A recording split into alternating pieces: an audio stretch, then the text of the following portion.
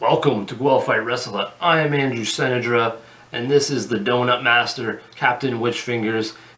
And today we're going to be talking about ROH's big news with them releasing people. We're not really talking, that's already big news. People already know what's going on, but we're going to be giving our thoughts on like where these wrestlers may be going. We got the Briscoes. I think the Briscoes would easily be an MLW fit, no problem, as well as maybe returning to ROH.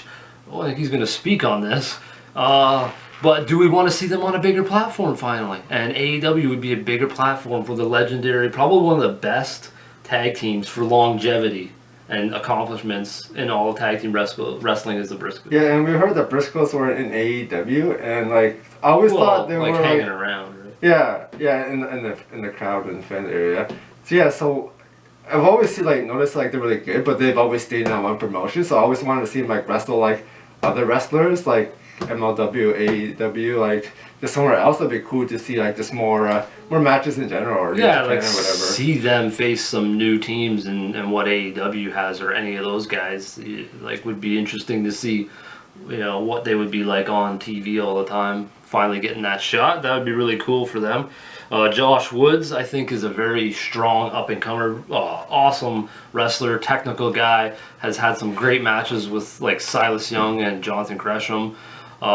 He's got a lot of talent. I feel like he's gonna sort of keep building up. I have him maybe. He would fit really well in New Japan, is my opinion. I think he would slide right into that style of wrestling, no problem. And maybe Impact. I have Khan, Moses, and Shane Taylor as well. I think they're a good trio group. Since AEW is expanding on the trios, maybe they would slide over in there nicely. They're a pretty good group that's sort of developing and coming along, but I definitely feel like they could take over in MLW, be a big force there. Would be that group of Khan, Moses, and Big Shane Taylor. Then I got Matt Taven. I have him written down here as he would fit anywhere. I think he would just fit in any company, slide in. He has the capabilities to do that and wrestle all kinds of styles with all kinds of different guys. Definitely a fit anywhere type of wrestler. And then I got his nemesis, Vincent, another guy who could potentially fit anywhere. I got him as, he's slide into Impact pretty easily, I think, and maybe AEW. I have him down here as sort of a little note I put. It's like the Dark Order Destroyer, the guy who comes along and manipulates and twists everybody in the Dark Order to go different ways, because that's what his character is, and he's an awesome character for that and developing story. I think he's brilliant at that, just sort of like Jay White. Yeah, I think you could do that, but I'm also thinking you could fit in New Japan as well. But I'll be cool to see him and Bray Wyatt tag team together if they both join in at the same organization as a new factions. But I don't know, we'll see. Yeah, Vincent and Bray Wyatt they really do seem a lot alike. Not just in their imagery, the hair, the beard, all the tattoos and stuff like that, but they definitely come across as that creepy ass cult leader type, and they're both really good at that character, that atmosphere, and delivering that with their promos and stuff. So Wyatt family 2.0. Yeah, that's definitely right up there. And then I have PCO. We don't know how many years left he has, but he'd easily fit into an Impact style corporation, company, and MLW. Imagine him, Mr. Pentago, and Luther. That would be kind of a unique trio. Really sort of good trio of comedic, but good. Well, they are comical, but good gimmick wrestlers. Especially, I couldn't imagine those two 50-year-olds, PCO and Luther, both trying to do. They both do flips off the power. Yeah, I think that would be pretty priceless, I think.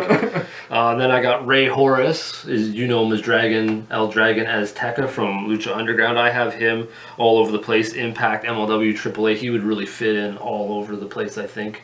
He's a brilliant skill set luchador. I think he's flown on the radar way too long. Yeah, I'm seeing him in AAA. Going back to the roots. I really feel like some of these guys should all go to MLW, and because they have a couple of luchadors, and they could really build a wild roster of high flyers. They already got guys like Myron Reed and Zenshi who can do crazy stuff, and that KC Navarro as well. If they have the budget to afford it, why not? Grow. Well, they seem to be doing all right now. And then we got Roosh, the final guy. I think that dude could fit anywhere as well. He can no problem. He wrestles all kinds of styles. He's got the luchador, power, strength, we've seen what he can do. You should go to New Japan and just go hard on everybody. Just slap the shit out of everybody. Let's give everybody the horns.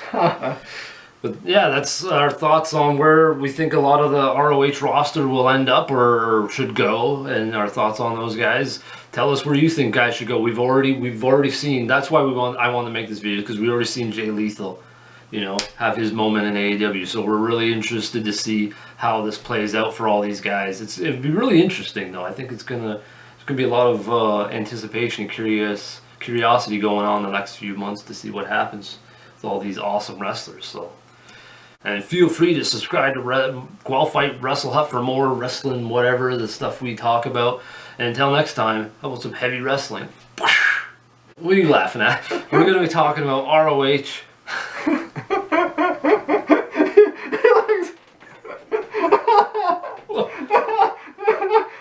I don't like no fucking We'll be talking about ROH's big news with them,